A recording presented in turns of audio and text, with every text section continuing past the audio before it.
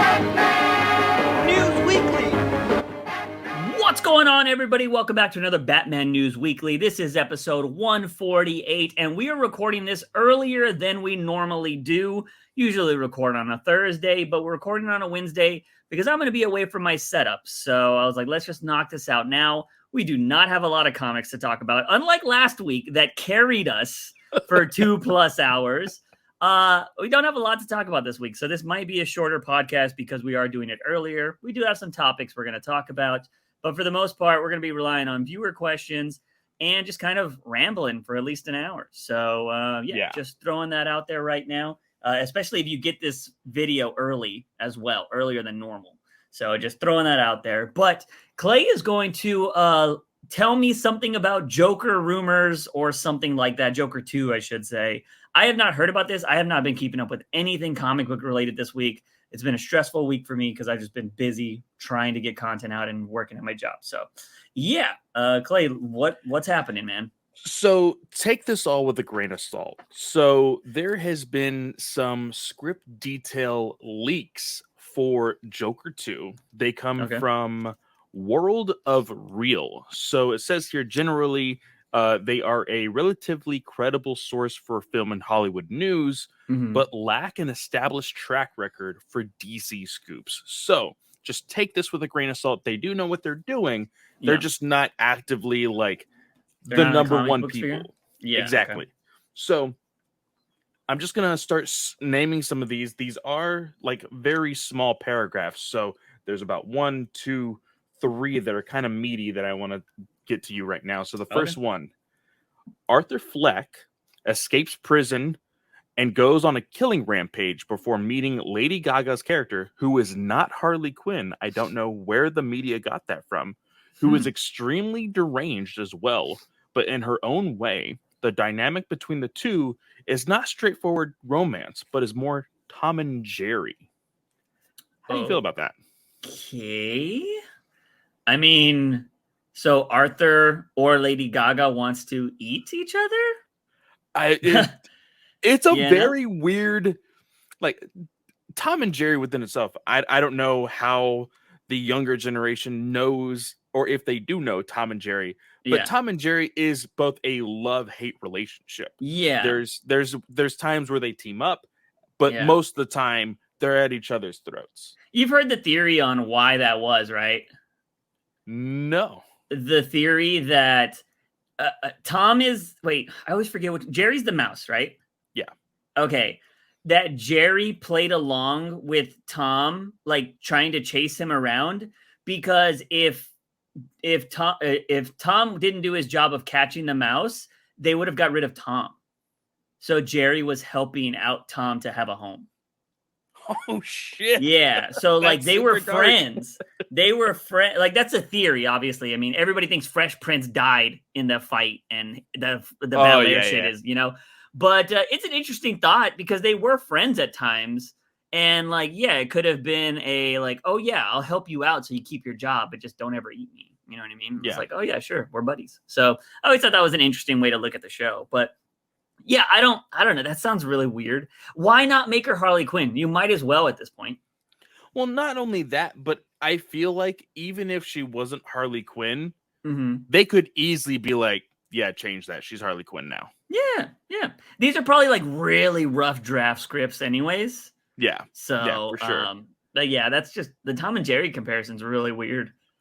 So the second paragraph says, if the script is anything to go by, the film is 50 times more violent than any other mainstream comic book movie we've seen. The body count is through the roof, and the deaths are extremely gruesome. There's multiple decapitations, torture scenes, and castration. Bombs going off, and very Clockwork Orange style rape scene with the victim ending up dead. Ooh, can you even do that anymore? I feel like people look, I mean, like, that's gonna be, you know what? You want to know what's gonna fucking funny? Is you could have all of that. You could have the fucking body count. You could probably kill kids. You could probably do everything. But that rape scene is what people are going to talk about. Yeah. People don't give a shit about violence. Now, one thing, like I said, take this all with a grain of salt, of course. But the one big conversation that I've seen people have over this overall is that rape scene that they're talking about here. Yeah. And the fact that they keep using, because even in this other paragraph that I'm going to talk about, they're going to reference Clockwork Orange again. Yeah. And it's like this conversation that people are having now on Twitter, on Facebook, on Reddit. A lot of people are thinking this really does just sound like a very edgelord type of person trying to make a Joker movie. Yeah. And some people have even said that Phillips is kind of that way. So it could really go 50-50 in the sense of like if it's real or if it's not. But to counteract that, did you think Joker was edgelord at all? You know what I mean? No. So, but what were the rumors that we got before it came out? You know, white supremacists, kind of all that bullshit. It could be the same people trying to drum up bullshit again. Yeah. So, like, this is definitely the one movie that I would super take with a grain of salt with any rumors, because I made a video on this because when we first heard about this, I think it was still fresh into my YouTube days as comic book person, not YouTube days in general. But I remember doing a video where some of the first rumors that came out said that the Joker paint, his mask and everything, was going to be cocaine. Yeah. He was going to put his face in cocaine, and that the lipstick was going to be blood that he smears on his face. And it was going to be a cocaine Joker. And so those were super fucking edgelord. So I could see this being the same shit. And you know what? If I was, oh my God, I'm forgetting the director's name. Todd Phillips. Todd Phillips. If I was Todd Phillips, I would leak fake Joker scripts, to be honest. Oh, yeah. Yeah, I would be like, you know what? People are going to try to get everything off of this. So I'm going to leak some of the stupidest shit because look what happened last time. And I would love for people to watch my movie thinking there's going to be a rape scene and then there's no rape scene. I would do the same shit. Why not? Yeah. He can't lose right now. He can't lose. I think anything that this movie makes is going to be a win. Yeah, for sure. I still love the original musical shit. So is there anything in that rumors? So it says here, the Singing in the Rain rape scene from Clockwork Orange is the best way to describe. Yeah, is the best way to describe the musical aspect in this film. It's not La La Land or Star is Born at all, and will make all traditional fans of musical genres vomit and walk out of the theater. It also won't be the type of musical they're expecting from Lady Gaga at all. I don't want to spoil the ending for you, but let's just say it's not much of a possibility for a third Joker movie. This movie will blow people's minds if it's shot well. Interesting. I would be shocked if there's not rape on Broadway. And I mean that in a play. You know what I mean? Like, there have to be some fucked up plays out there that theater kids have witnessed. You know what I mean? I would be very shocked if that wasn't the case. But if you're a theater kid and you have watched a bunch of plays in your life, let me know. But I would be shocked because I feel like that would be like, rape is very controversial, right? Like a lot of people think that it has no place anywhere, but I'm like, you could say that about a lot of things. You know what I mean? It's real life. It's terrible. I don't wish it on anybody. I've unfortunately known women that have been through it, and it's the fucking worst. I hate hearing about it. We've said it before. It is very ignorant to act like it doesn't exist. Yes. And I feel like people have that same mindset. They're like, well, if you talk about it, it'll happen more. No, it's going to happen no matter what. Like, we could wipe it off of the face of the earth when it comes to entertainment, and it would still happen. And the thing is because it doesn't get reported like 80% of the time, and women just live with it. And that's unfortunate. So, like, I think there are some times when you experience things in movies that you're just like, I would never want that to happen to somebody I know. And that's how it changes you. You know what I mean? Because the performance was so powerful. Now, I'm not saying every movie needs to have that in there. I think it's very rare for something to do that. But I don't ever like the possibility of taking something off the table because you don't know why a creator chose to do that in a film or wants to do that in their written works, right? I have, like I've said, I've had to speak with women. I've had, phone calls of when it's happened after, and it's one of the worst fucking things you can go through. But I would probably write that into a story because of that emotion that is so raw. You're just like, fuck. Like it's something that happened to me. It's something I experienced. So if I had a character that had to answer that phone call, I can write it as true as possible. You know what I mean? Yeah. And I don't like the idea that like, oh, how could you put that in your story? I'm like, because it's fucking real life. That's why. You know what I mean? So I don't know. I think that would be the one thing everybody talks about in that movie. Like, oh, disgusting film. I cannot believe that they put rape in this movie. Like, blah, blah, blah. You know what I mean? But there are going to be people who be like, nah, man, the way that thing was done, like it showed his true villainy. Like it was fucking awful. Well, not only that, but like how many other films that are not Joker or comic book related have rape in them? There's plenty of movies that do. Yeah. So I feel like it will be a little hypocrisy among moviegoers if they're like, this is the worst thing cinema could do, Yeah, for sure. I mean, there are Oscar award-winning films that have rape in them. So, like, I'm pretty sure I can say that factually. But if I'm wrong, for any movie buffs out there, let me know. But I'm pretty sure there are. But yeah, I don't know. I'm not going to believe anything until I see it at this point. You know what I mean? Because like I said, this could be La La Land with Joker, and I would fucking love it. Now, well, real quick, because the whole like cocaine thing like reminded me of like, oh shit, that was an actual rumor. Yeah. Was there any rumor that actually ended up being true to that movie? Not that I know of, but I stopped covering it after a while. Well, you know what? I think one rumor was that Bruce Wayne would be involved. Yeah, but I feel like that was a given no matter what. Like, you know what I mean? I feel like the shitty, like, Grace Randolph could make that and be right. You know what I mean? Like, you could, what is the saying? Broken clock is right twice a day. Yeah. So, like, anybody can throw shit out and eventually get something, but that just seems like the most obvious fucking thing. Now, if you would have been like Selena Kyle's in it and that would have been right, I would have been like, oh, fuck. All right, that was a scoop. Because there's no guarantee that Selena Kyle needs to be in anything. So yeah, I mean, the rumors are, I don't know. The one thing that would worry me is them trying to overdo the gore and grittiness. I think Joker had the right amount of like violence. And that's what I was telling some of my friends that actually read this, because I mean, people want to stay away from possible spoilers. Yeah. But I said, I think the real deterrent saying that this might be fake is the amount of gore that they're trying to put out there. Because the first Joker movie, the really like the one big gory scene was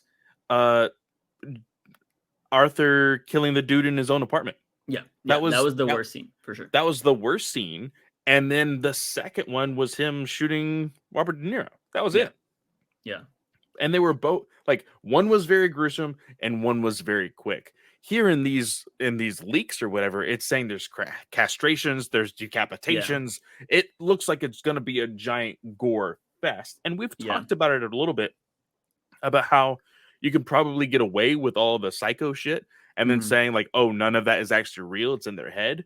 Like you could possibly chop that up to what's happening here in these leaks. Yeah. But I'm not entirely sure. I'm not convinced. Well, the thing too is those two deaths in Joker, the ones you used, they served a purpose though. That's the thing too. Like they were gratifying for the people that liked Arthur, right? Because they were both bullies to Arthur. Yeah. And you got the satisfaction of like, oh yeah, Arthur got his revenge. Now, granted, if you can't separate that from it being a movie and you're like, yeah, those guys fucking deserve to die, I would do the same thing. You need to get some help. But like, as just somebody that I was watching the movie, I was like, fuck yeah, dude, those guys were assholes. Like, I'm glad they got what they deserved. But yeah, so there was like some gratification for the protagonist, right? But if you were to have Joker just mindlessly killing a bunch of people in this movie, then I'm like, why though? Like, I get that he killed the lady at his therapist at the end, but I want to know, you have to give me a really good reason on why he's killing all these people. Are they rich people? Are they part of the problem? Is he continuing that? You know what I mean? So especially when you make that your I don't want to say end goal, but like you said, in the first movie, you gave purpose to those killings. Yeah. The mindless killing is more of the Joker that we know in comics, and that's not what they established in the movie continuity. Deterring from that would be a huge left turn and may turn a lot of people off. Yeah. So I think that'll be curious, but I'm not going to believe anything that comes out for these Joker rumors because, you know, I got baited by the first rumors that came out in the first movie. You know what I mean? Yeah. And I got proven wrong the first time around. And at this point, I'm just going to watch the movie and I'll decide if I like it or hate it then.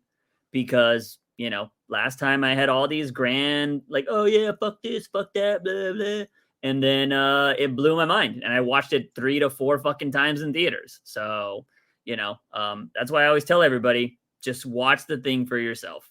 Don't take anybody else's word for it. Don't read the rumors. Just watch it for yourself. So yeah, that's what I go off of on that. So yeah, did we have anything else besides that though? The last thing here, which I think is hilarious, is just saying, no way this movie gets a PG-13 rating. The first one you had a rated R rating. Yeah, like, who the hell said that? Exactly. So again, it does kind of feel like some random person just trying to make it look like a, you know, hardcore Joker film, which is not necessarily what we got the first time. So why would, again, they deter from such a money-grabbing movie like the first Joker was? Yeah, that seems really weird. And yeah, that's why people loved it, right? Because it was rated R. But anyways, so that's pretty much all the news or anything that came out this week, right? Yeah. Which is pretty insane. So since we kind of knew we were going to be kind of light this week when in terms of reviews, questions, and just topics in general, I asked Clay to think about something. This is something we've thought about, or we've talked about, I should say, on the podcast. And I kind of wanted to just both kind of just throw it out there, give our ideas and see where it goes. But I asked him, if you were given the power to remake DC Comics, the current DC Comics, somebody just gave you, like, you're the idea man, you're the one running DC Comics from now on. If somebody gave you that power, what would you change and how do you go about it? This is including stories, how you would run the business, kind of everything. So were you able to think about this or? Yeah, for sure. It's something that I feel like most people who are really big into Marvel, DC, and read weekly I feel like this question has got to come up at least a couple times a year. Yeah. Or a couple years. So yeah, I kind of have a solidified answer, and of course this is all hypothetical. We're not in charge of this stuff whatsoever. But in my mind, my number one thing when it comes to DC Comics is Justice League. I've said this before and I'll say it again. One of the worst things a Justice League writer can do is, hey, I'm going to write 4 to 6 issue arcs, and the world is at the Earth is at a world-ending event every 6 issues. Yeah. That gets really hard to write and really hard to read every single month, if not every 2 weeks. It's just way too much. And even for a world full of superheroes, almost a little too unrealistic. Yeah. So the way I would have these going down, and some people have disagreed with me, some people have agreed with me, Justice League would be treated just how a team-up movie would, a blockbuster event. It would be a summer or a winter event. Yeah. You find your villain, whatever. You have your normal line of comics, which I will get into detail later. But the team-ups, Teen Titans, all of that stuff, I feel like Teen Titans, they could possibly hook up or team up a little bit more frequently than the Justice League.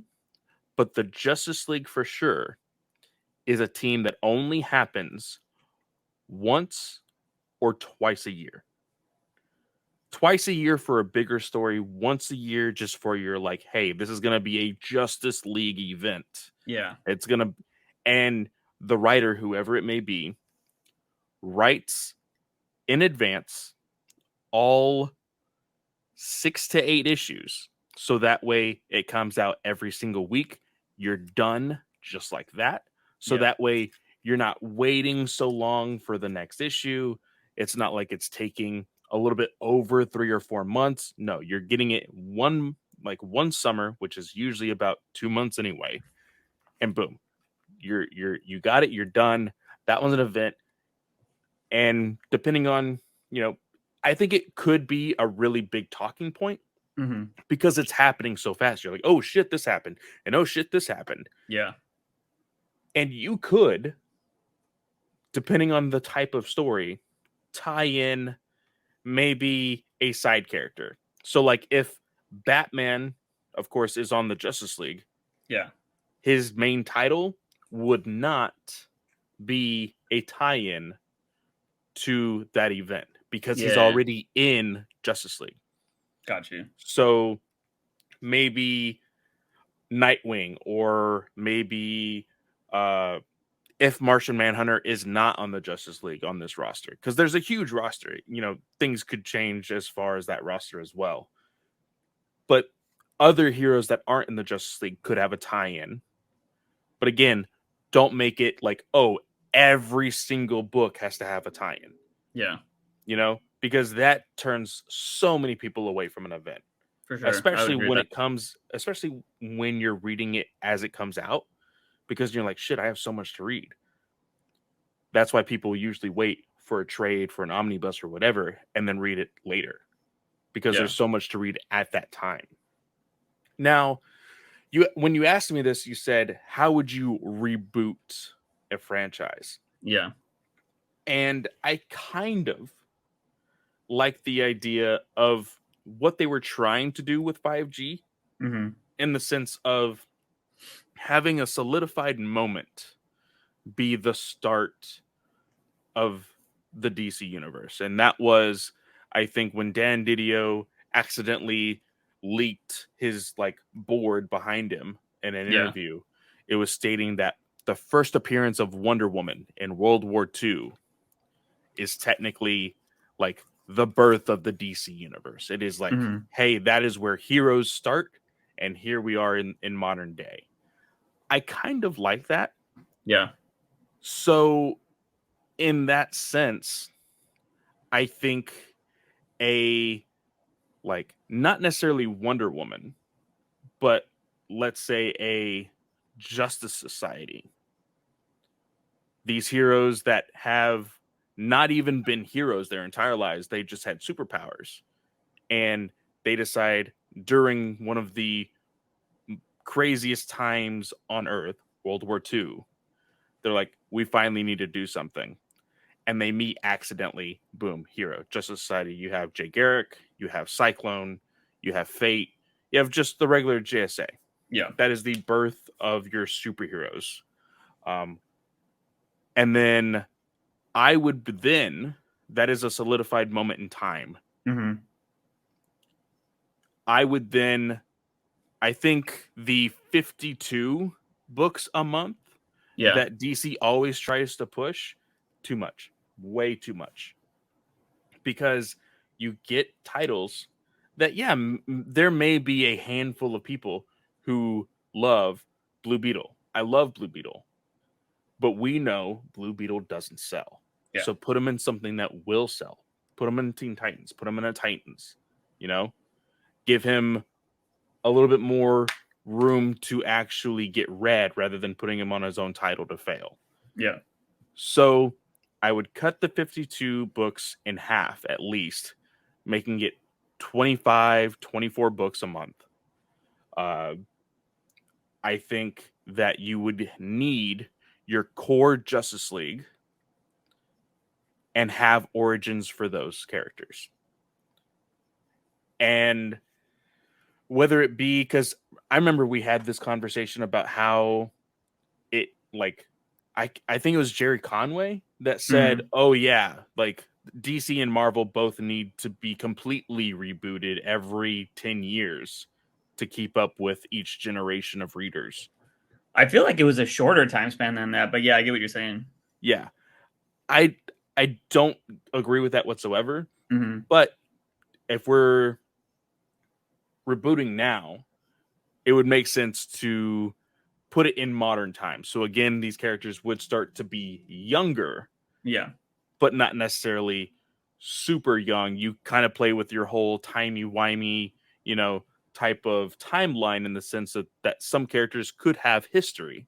Yeah. But you play around with their origins. You get some of the classics as far as stories, and you just play along with it.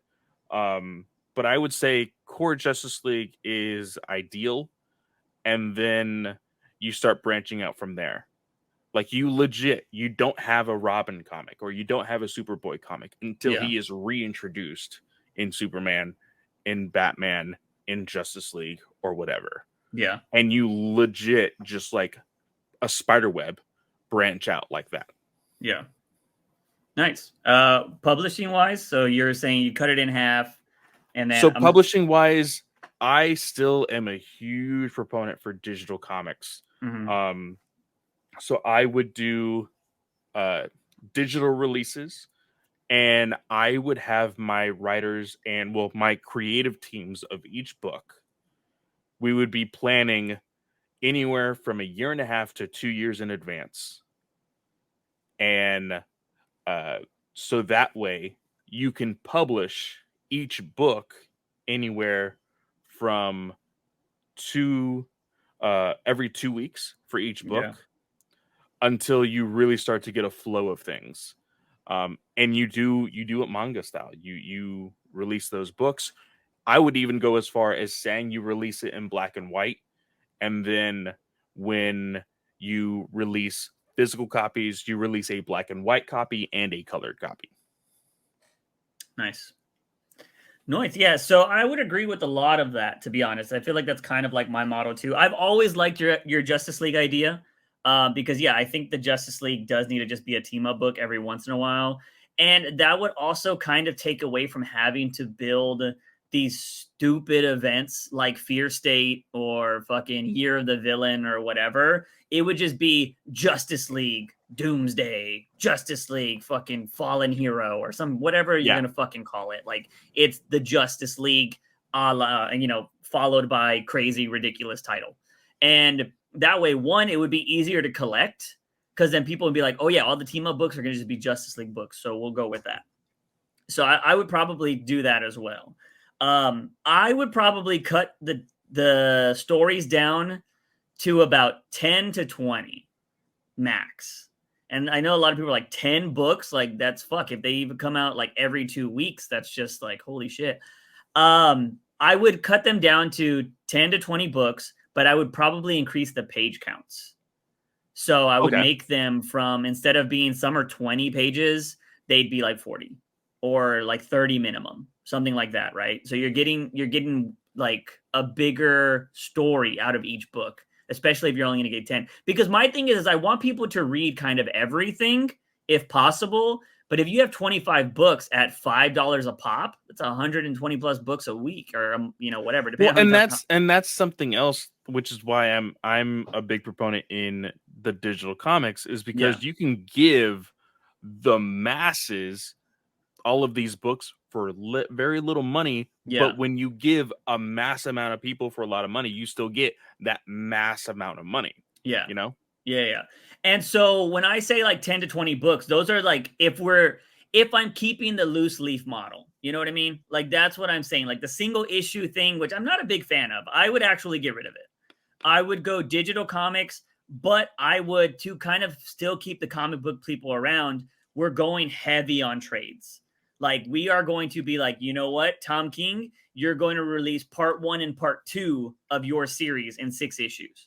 So we're going to get 2. And then if people want to wait for the deluxe, then all right, we'll drop that. And then, 3 months later, your second part drops. So people have enough time to buy that. We want a Blue Beetle. We constantly talk about that, right? 6-issue miniseries, bam, in trade. And just do it that way. And you do all of them in probably, trade paperback a majority of the time, like the way mangas are. Probably still in the comic book size, though, because I think people like the comic book size. So I would keep that. And then I would just really focus on the hardcovers. I posted one in Discord the other day of the Sin City, where you could buy this crazy hardcover Sin City book, and it came with like a drawing from Frank Miller or some shit. I thought that was kind of cool. I think more shit like that should happen. But in reality, like, I would keep it minimum. And then when it came to books in general, the reason why I would want to go trade paperback and start doing stories like that is I want to reboot the DC universe, but in 2 separate things, right? Like, I would have divisions. Well, actually, I would kind of get rid of Black Label, and I would kind of just be like, yeah, we have more mature books. They would just be labeled as mature. It wouldn't be like Black Label. But I would continue, like, I don't know what I would title it. I would probably try to get something better, but I would have like legacy books, which is anything outside of the new shit can be written in legacy. This is just like, if we want to call it Elseworld, that would be it. Anything can happen over here. You want Batman fucking somebody that's not Catwoman, that can happen over here. All of this kind of stuff just happens on this thing. Anything's on the table. Nothing's off limits. Yeah. I would do that. But then I would reboot a whole new series of characters in a new thing, where if you're like, hey, you want to start following the new shit, it happens here. You pick up book 1, and that's all you need to do. We're doing 1 book. We're not going to reboot number 1s. We're not going to fucking do that to get the fucking price thing. It's going to be like the way manga is. It's going to be chapter 1 all the way to chapter 1,000. And I'm not rebooting every 4 years. I'm not rebooting, fucking every 10 years like what's his face would do. One Piece has been going on for over 20 years.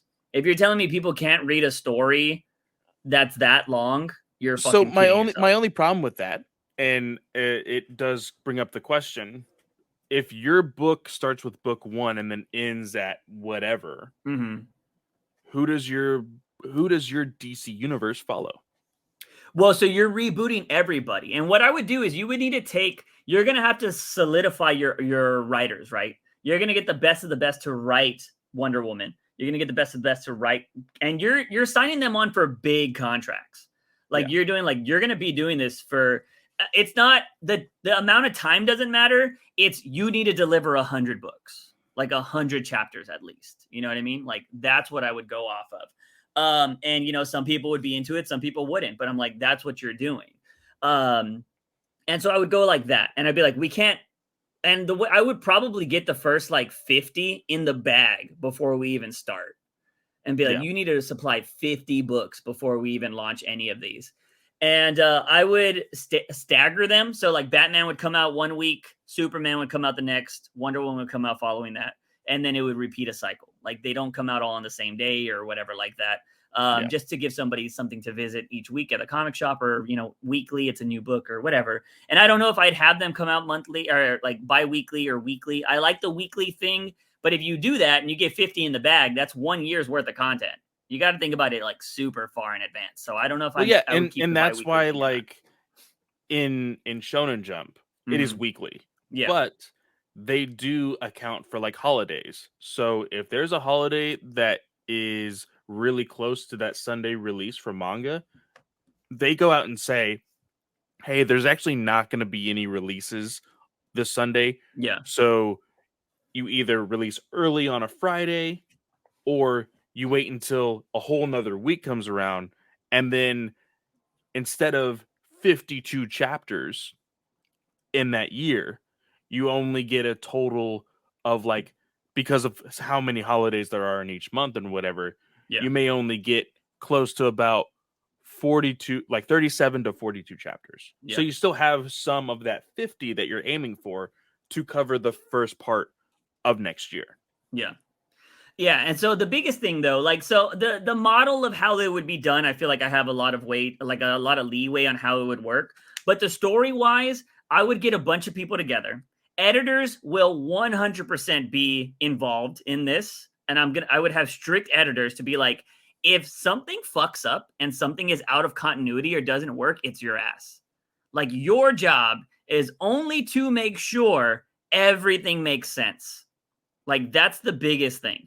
Like, you're going to read all of these books. You're going to be like, well, this doesn't make sense because in book 20, you did this and you're saying this happens in book 40. Like, that doesn't make any sense unless you explain it in a future book. And like, that is their job. Like, I would pay editors to do that. Yeah. And you could have one editor like do multiple books. You know what I mean? If that's all you're doing is reading and just keeping track, like as long as you have impeccable notes, you're good. So I would do that. My other thing though is I would take a bunch of the biggest stories. Like, what are Batman's top 20 stories? What are Wonder Woman's top? I don't even know if Wonder Woman has 20 stories that would be top. Like, what are Superman's top 20 stories? And I would have a road work of how they get put in. So those stories would bleed into the new Batman, the new Superman, the new Wonder Woman in arcs, all the like the way manga happens, right? And you could tell them slightly different, but you would tell them over time. And that's how it would do it. And I would also try to be like, don't mention fucking dates. Don't do that. Just like, it is happening. That way, these books can stay relevant over time. Don't be like, it's 1989 and Batman. No, don't fucking do that. We're not doing that. Get it out of here. If you want to say it's January, that's fine. That's cool. But I would rather be like, it's winter, it's fall. Do that kind of shit. And so I would go like that. But yeah, I would really just focus on getting some of the main stories and being like, let it play out over time. Because that way, then you know, it's easier to reference. And you just, my biggest thing, and we've heard it a million times, is I don't know where to start with comics. That's what everybody says. So I would create something, which I think DC and Marvel need to do. This is where you start. And it's going to go through everything. So you don't have to buy the other books. But if you want to read the originals and you want to read the classics, you go to the legacy section where we have everything. And there's still new random shit coming out all the time. But for the main story, our new canon, our main story, I would create something new. So you're going to talk about how Batman, you know, the first book is going to be the Wayne's dying for the bajillionth time. But you have to tell that story. You could tell it in a different way. You know what I mean? But that is the story. Like, this is my origin. Or, you know, you could probably wait kind of how it is in manga where you don't realize the origin until book 20. You know what I mean? If you want to just tell that story. Like, but the origin needs to be reset. We're going to tell that. You don't need to do it in book 1. But I would do that. That would be the first, second, third arc or something like that. So I would go that way. But I do think that comics do need a new starting point because everything right now is fucking confusing. And any writer that's going to take over in the future needs to read everything prior to that. Like, there's no reason that writers shouldn't be able to read the previous shit. No reason. All right. So we're starting you on chapter 1000. Yep. But see, this is how you make it realistic. You're like, hey, you're going to start writing on 1000 because that's when this person's contract ends. They haven't even started their contract. So you have this much time to catch up to where they are, and then you read everything they publish. Yeah. Like, that's how you do it. Yeah. Well, you'd also need to have the framework done because you have to plan for, hey, people randomly die. Like, you know, we need to know your notes. Like, what were you going to do? Like, what is happening in these next arcs? What's happening? Like, we need to know that. You know what I mean? And that's where, I'll be honest, I think that's where it gets a little dicey because there's, you see it all the time. It's petty shit, but you see it all the time. These writers, we've seen it with Batman, will legitimately go out of their way to say, hey, this thing that this other person wrote right before me, fuck that, we're doing this. Like, we've seen that a lot. And I think that you can get into a little trouble in the sense of people butting heads when doing this. But it's the most realistic thing to keep a main continuity going. Yeah. Yeah, I agree. So yeah, I don't know. That's definitely, I mean, that's an ego thing. And I feel like that's where you would need to stamp it out with an editor, right? Like, your editor's being like, yo, if you can't fucking follow the rules, get out of the room. You know what I mean? And Yeah. I feel like a lot of editors nowadays have to play with the diva writers, But if you were to, I'd be like, if you don't want to fucking write this, we have Legacy over here, bitch. You go write in fucking Legacy if you want to write your shit story. But if you're going to be on this title, and I would make that title, it pays more. You know what I mean? Like that main title pays more than the rest because you're not necessarily going to have that hardcore freedom, but because you have to follow some rules, right? Like your story has to bend to the continuity of the previous shit. And now I'm pretty sure in manga over time shit doesn't make sense, right? Like I'm pretty sure that happens in a lot of manga. But for the most part, we would try to keep it as like tied down as possible because you can see for the longest time, Marvel, the MCU made sense until it got really fucking crazy. And I don't think it makes as much sense anymore, but they try, right? Like, well, and here's something that manga doesn't necessarily need to deal with because each story is originally their own, whereas DC and Marvel have a interconnected universe. Would you have crossovers? So the crossovers would be, again, something the editors would have to really work on. And so, and I think you are totally fine with that if you're not saying shit is happening at the same time. That's why I would not say dates. Like, you just don't make that happen. Now, if you have all these books starting at the same time, like Batman, Superman, whatever, you can be like, where is your 100 at? Like, I think you would have to think of crossovers in advance. Being like, yo, where are you at in 75 chapters? Like, can we do an event at 50 chapters for everybody? Can we do an event at 75? Like, what are your characters going to be doing at that time? You know what I mean? Yeah. And it would be definitely a different way to write. Like, you would need to think in advance. You can't do this, like, I don't know what I'm doing next week kind of shit. You can't tighten it up. You know what I mean? You have to fucking really think in advance. And so I would just have a stricter thing. And if some people can't write that way, then that's fine. Again, you have Legacy. Go write some shit over there if you want to take your time and do whatever you want. But I would want a new way to bring people in. And I would start building all of my shit off of that. My new TV shows, off of that. Everything off of that. And every once in a while, you do a Legacy story. You know what I mean? Oh, like, yeah, go make a Legacy movie. Because right now, all our movies and shit are taken from the same fucking stories, using the same fucking characters. So it doesn't really matter, right? Like, I would be like, no, this is what you follow now. And I would go off of that. Because right now, it's like, we're getting the same repetitive shit anyways. So I would like a new telling of these classic stories in a place where people can start, and the it's just going to continue forever. Because the idea that Detective 1000 or whatever happened, you go read Detective 1, like the first issue, and now Detective 1000, that shit doesn't make sense all the way through 1,000 issues, you know? It doesn't, because it's just a number. There's so many stories that are not connected whatsoever. Yeah. That continuity, and of course, change within them. The writing styles change as well. So yeah, you're absolutely right. If somebody were to be like, oh, I'm gonna read all, because I'll be completely honest with you, I am attempting, and I'm not entirely super close to finishing it. But you know, when Chadwick Boseman died, Comixology gave every single Black Panther comic for free. Yeah. I decided I'm going to go down this journey of reading every single Black Panther book. It makes no goddamn sense. Yeah, I bet.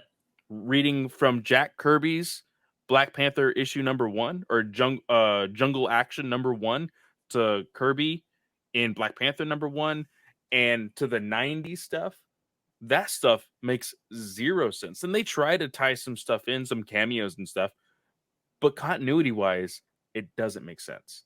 Yeah. And that's where I would have the new starting point. And it's just like, that's where you go. And, you know, if you want to write on this, because I think at that point, like, if you were to build a new continuity that people have been following along for a long time, I would be driven to write that. You know what I mean? Like, in my personal opinion, if DC were to come to me, right? Like, say I make a name for myself writing or whatever, and they're like, we got the detective book for you. Do you want to write detective? I'm like, no, I want to write Batman. I want the main title. I don't want the fucking B title. Like, I want the main shit. That's my dream. Like, because everybody reads the main title. Not everybody reads detective. You know what I mean? Like, I want the big one. And if you make a new big one that is the new Batman, the new thing that everybody's reading, I feel like people would get in line to write that. You know what I mean? And again, I would be putting more emphasis on editors, right? My editor, if we build this voice for Batman and we're like, Batman is this mentality, and like he can change over time, right? There can be character progression in Batman. He could start off the gloomy, like I'm a loner type, but then he becomes a family man, or he does whatever he does. He learns to work with people. That happens over time. That's totally fine. But this idea that he can just automatically Chip Zdarsky it up and change, you know what I mean? That's not going to happen. The editor would be like, what is this voice for Batman? Batman doesn't talk like this. You need to change that. And that's what we need. I think that's what's missing from comics. They're like, Batman would not talk like this. And that's what you would have to do. And I think that's the way I would approach it. So here's something, and it's absolutely wild, and I don't think DC would do it.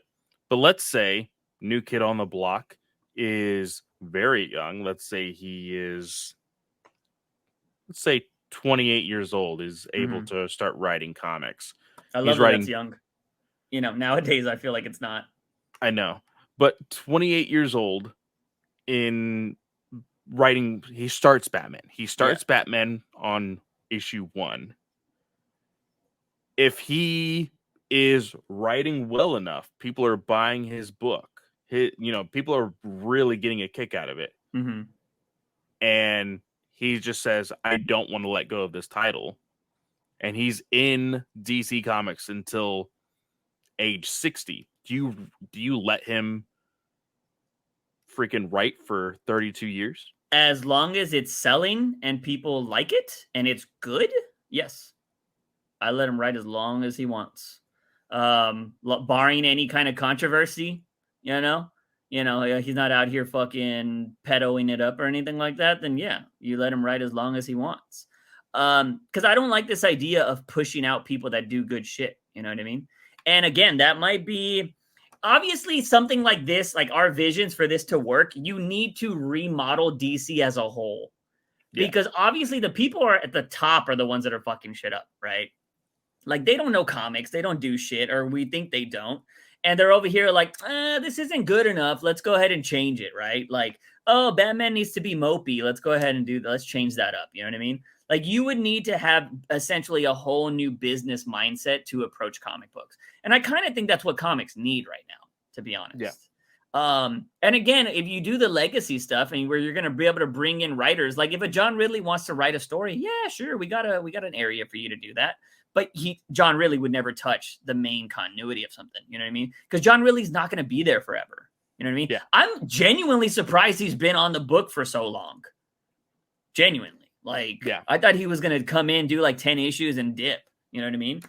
Granted, I don't know how his Hollywood work is going. I don't know if anything's happening there. But, I would be like, we have an area for writers that want to jump over from Marvel and do stuff.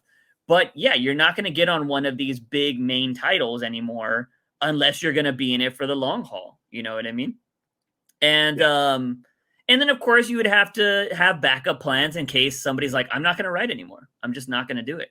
And I think that's something like I wouldn't mind having young writers as apprentices. Like I feel like I don't know if that happens, but I think that's something that should happen. You know what I mean? Like bring in a young writer, I think DC and Marvel or any comic book company for that matter, they should run a contest every year where it's like submit your best 20-page Batman story or your best 8-page Batman story, right? And then you take the best ones to see like, oh, this was actually really good. You publish it in a book for that year. And then, you pay them an X amount of money and then you sell the book. And then from there, you're like, all right, we got some promising young writers in the future. Let's see what else they can do on this or that, blah, blah, blah, and give them a chance, And if those things work out, bada bing, bada boom, you got your future writers. And then you maybe have them apprentice under somebody. Like, I think that would be kind of cool. Granted, I don't know how you would go about paying for all of that. And I think that's obviously this is where a lot of this comes from, right? Like, where's the money coming from, man? But I think that's why you see manga and everybody make anime to get the people that don't read hooked to the show, right? And then you're like, it's going to take us 3 years to make the next season. So if you really want to know what happens next with that love interest, you better go buy the book. And I would have that happening. You know what I mean? Unfortunately, America just doesn't view content that way, which I think is really weird. I feel like everything should feed everything, but yeah, I guess not. I mean, that's how Mr. Beast does it. All his channels feed the main channel. So it's pretty crazy. But anyways, that's just kind of something we wanted to talk about because we didn't really have shit to talk about this week.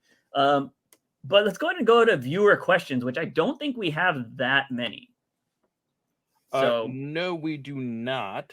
But that is not too big of a problem because we do have at least one. Raphael did give a question on YouTube, and I believe we have at least, let's look at Discord. We have like 1, 2, 3 questions on Discord. So we have a good handful. So let's go ahead and go to YouTube first.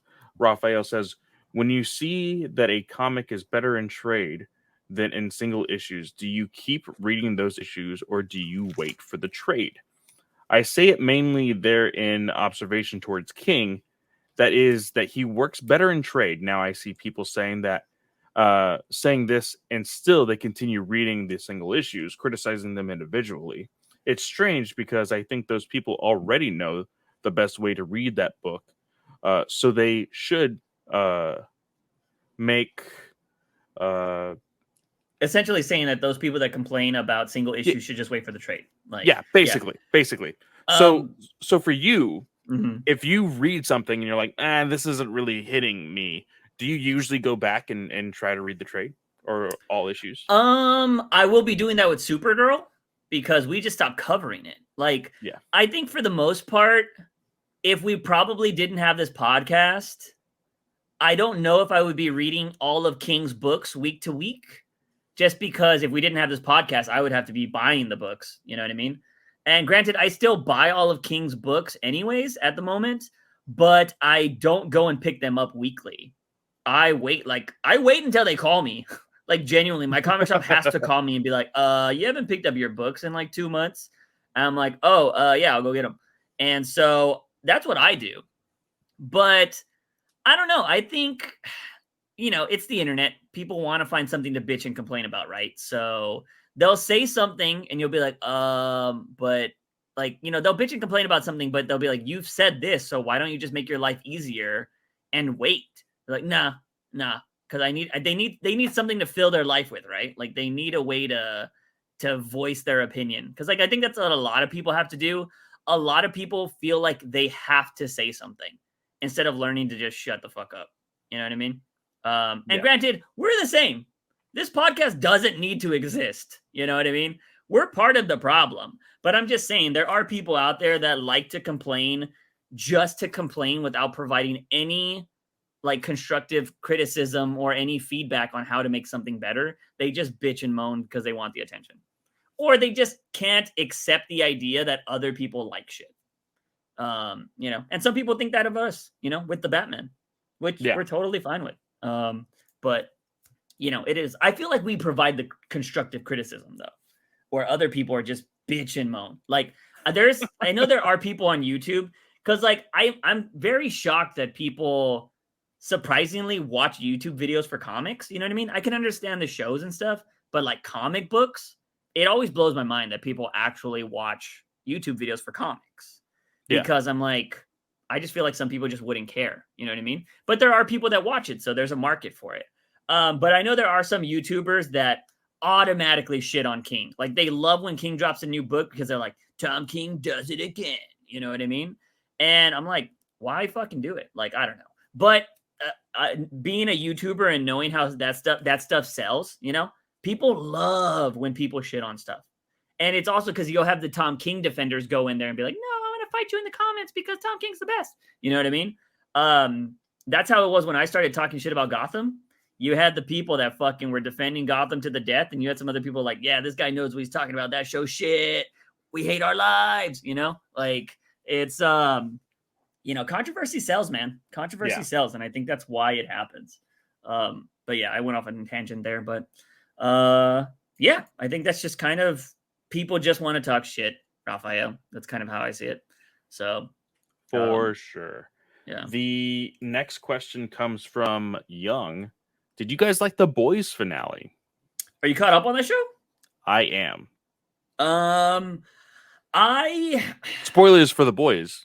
Yeah, for sure. Skip ahead. I mean, well, Clay usually titles these, which Clay didn't do this in the last episode. I know. I'm sorry. Yeah, the timestamps. I guess Clay could put this spoiler in there.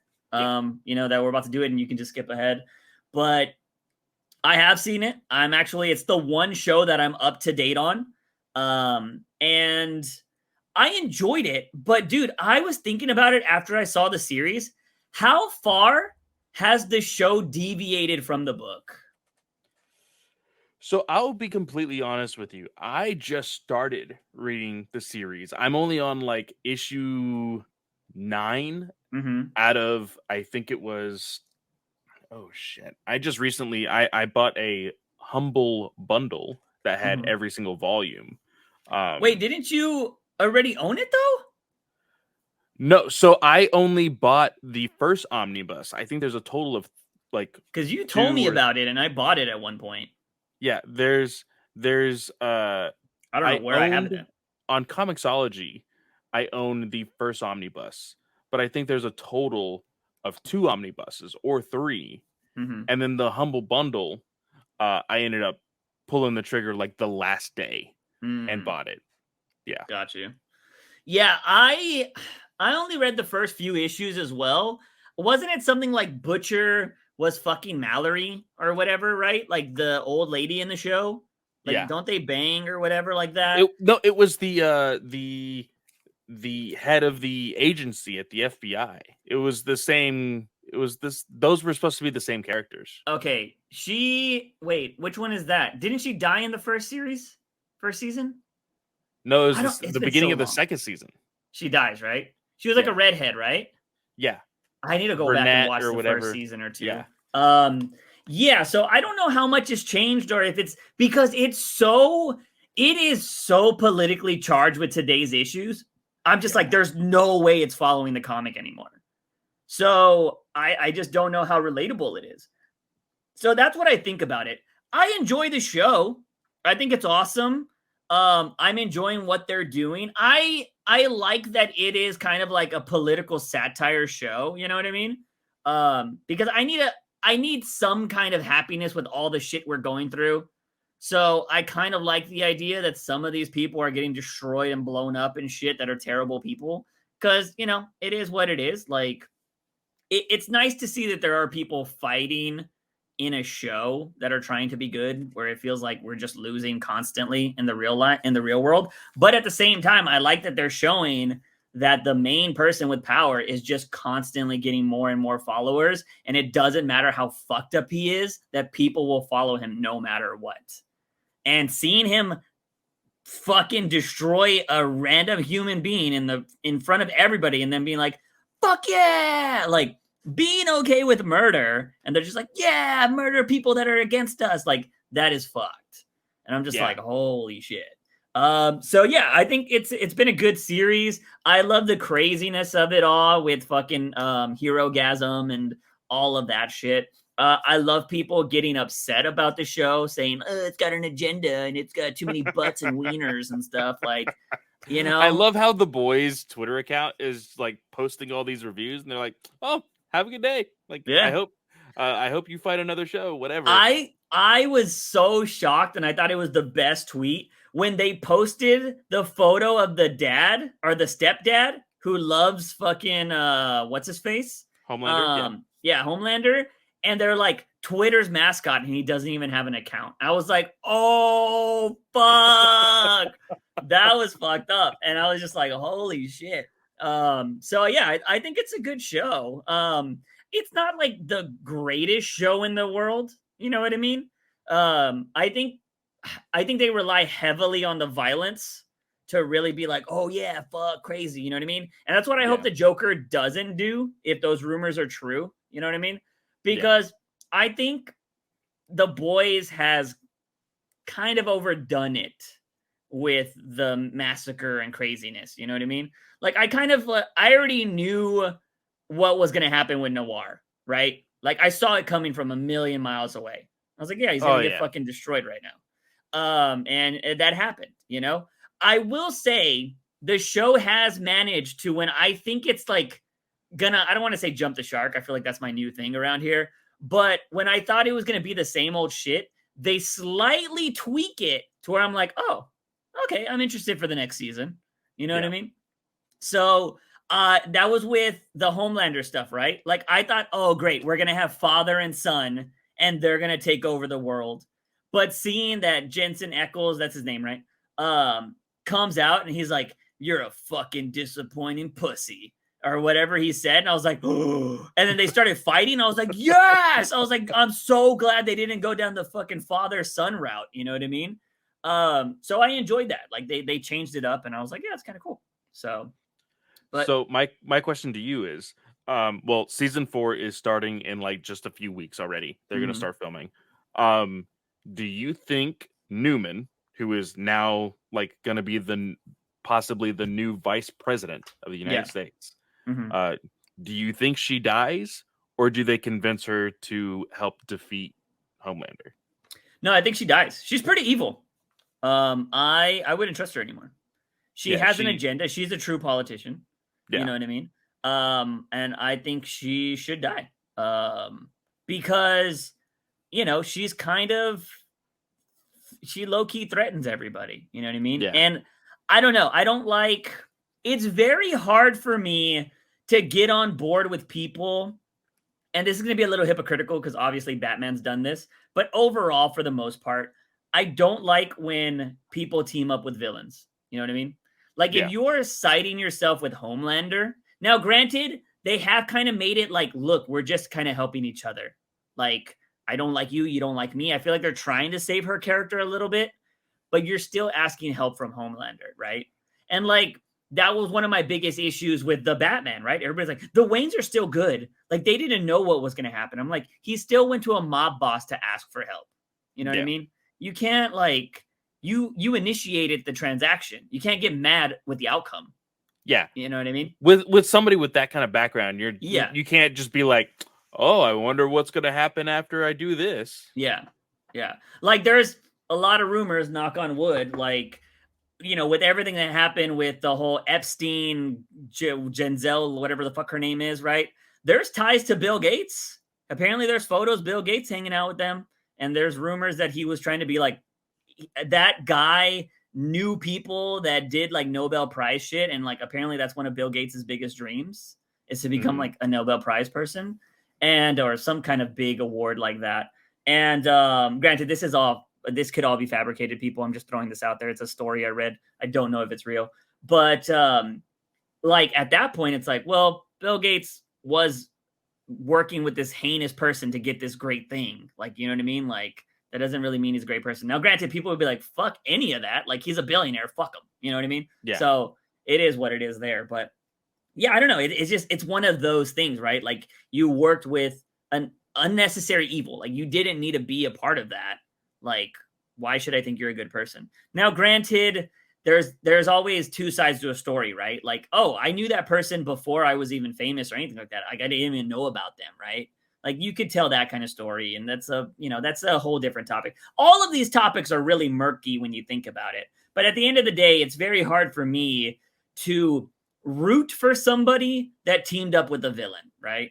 Like, for a more, I guess, down-to-earth example or real-world example, I used to follow this creator called H3H3. I don't know if you know who that is. Yeah. So H3H3, I used to follow him. I liked him. But then they started doing a podcast with this chick named Trisha Paytas, who I fucking hate.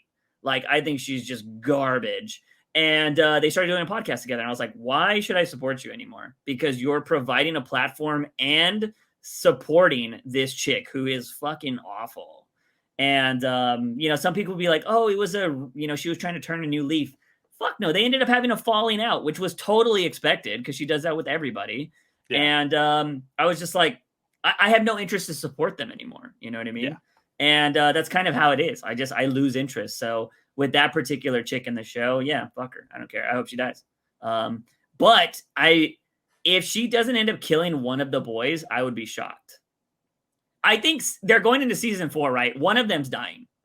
Yeah, I do feel like they really pushed the thing with Frenchie?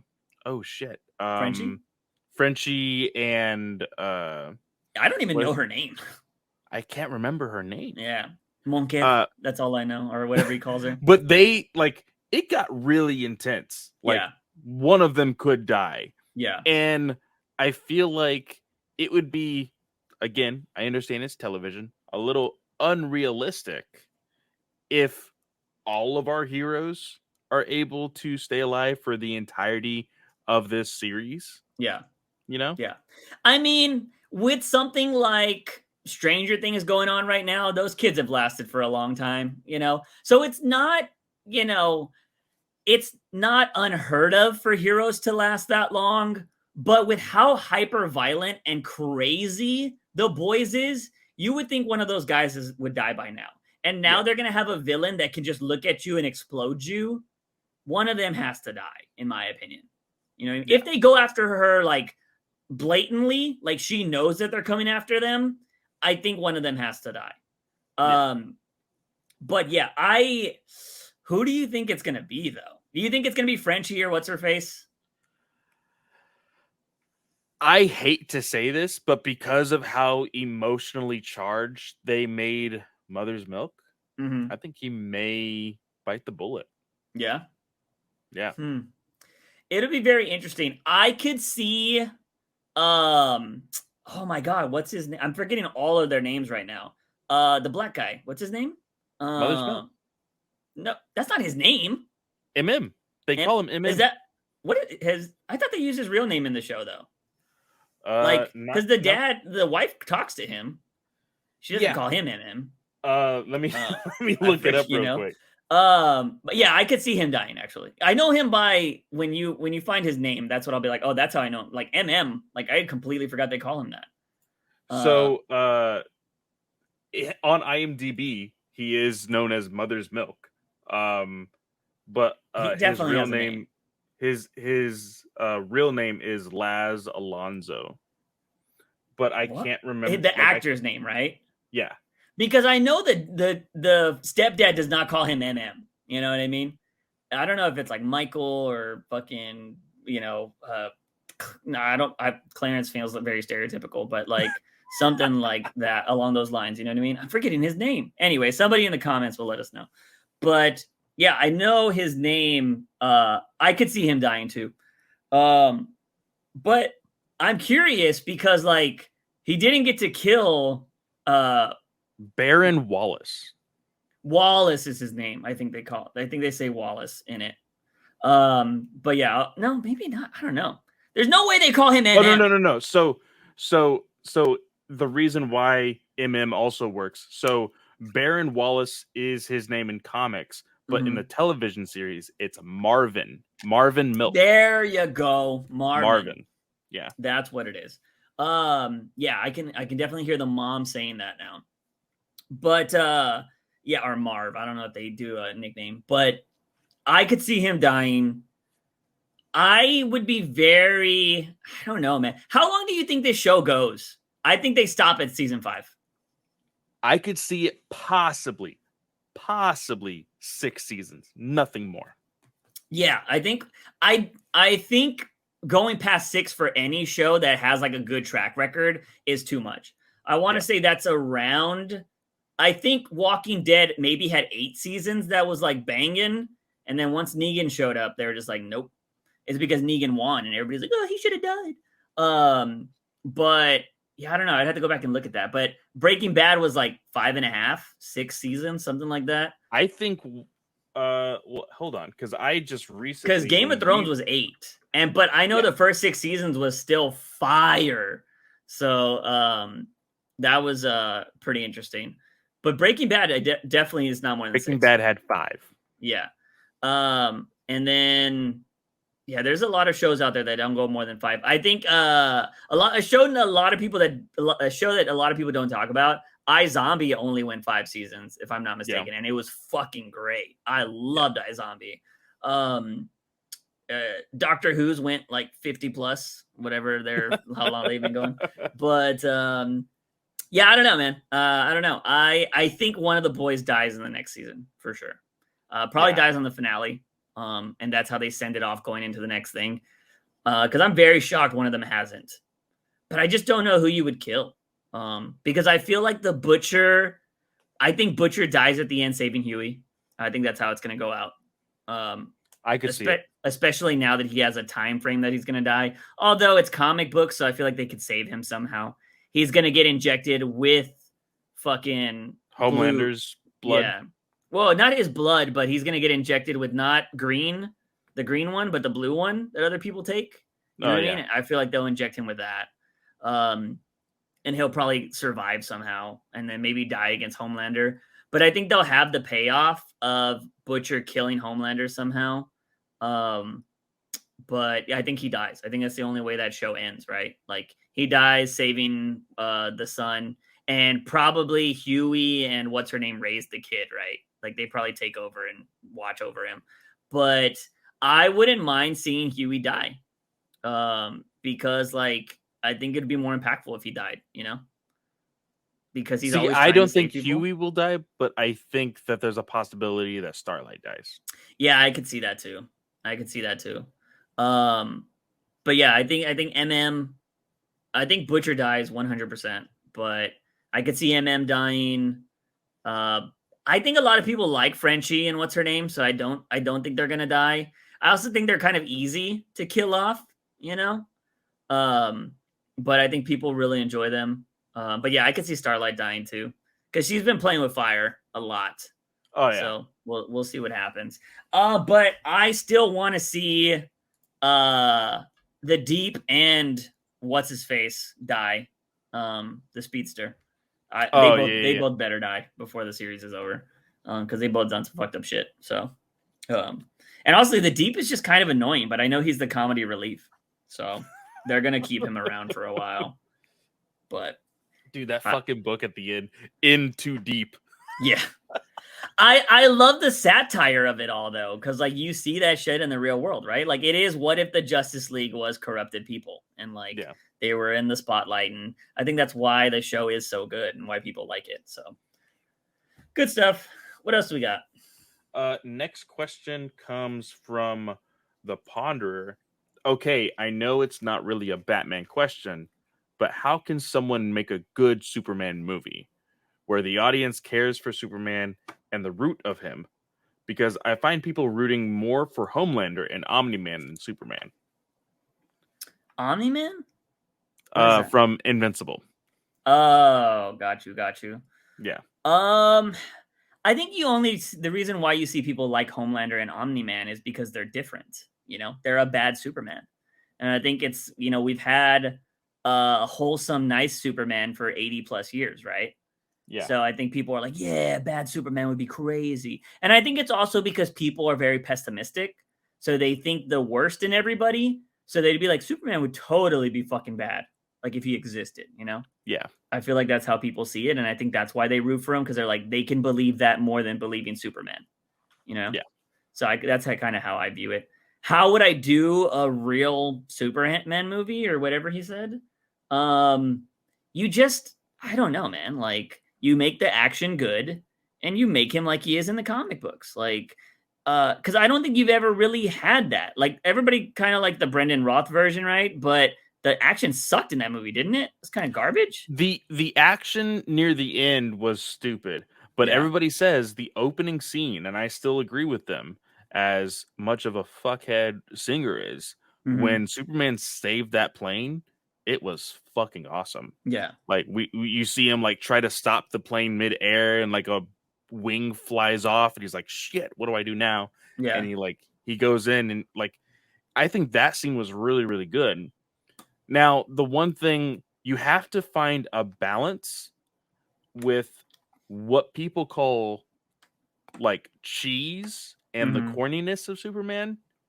Like you have to make it modern and not cheesy. Yeah. That's what you need to do. And I know everybody's like, no, we like cheesy Superman because he is the best. Like, no, fuck that. Yeah. And we're going to talk about later when it comes to comics, but like Tom King writing Superman. This is a Superman that doesn't have the Justice League. And he's kind of writing a little bit of a satire on Superman's character in this book that we're going to be talking about. Like that is intentional cheese because of the way this universe of Superman works. Yeah. He's doing that on purpose. You have to intentionally write Superman as a genuine caring person that's not just going to be like, I like to save cats and trees, because that's stupid. Yeah. Yeah, I agree.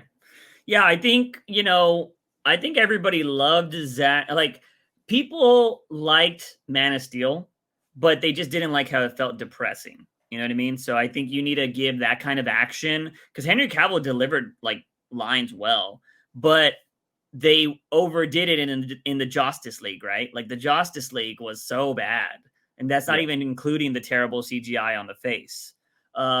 It's just like his lines were cheesy, but Snyder's dialogue was good. It was just a little too depressing for a lot of people, and so they're like, we don't like it. So you need to find that balance of like, oh yeah, you can have them do this, you can have them save people and kind of shit like that. I mean, that's just the way I see it. I'm not the biggest Superman person, but I enjoyed watching Man of Steel, but I understand the argument of why people said it didn't feel like Superman. You know what I mean? So I understand that, but yeah, so I would go from there. He also said something else, right? You can answer this question. Thor and Love and Thunder. I read the spoilers, but I mean, I will say this. For somebody who hates Ragnarok, I went into the movie with expectations of, okay, this is not God of War type of mythology. This is Taika's new mythology, comedy, romance, whatever. Yeah. So my expectations were super low.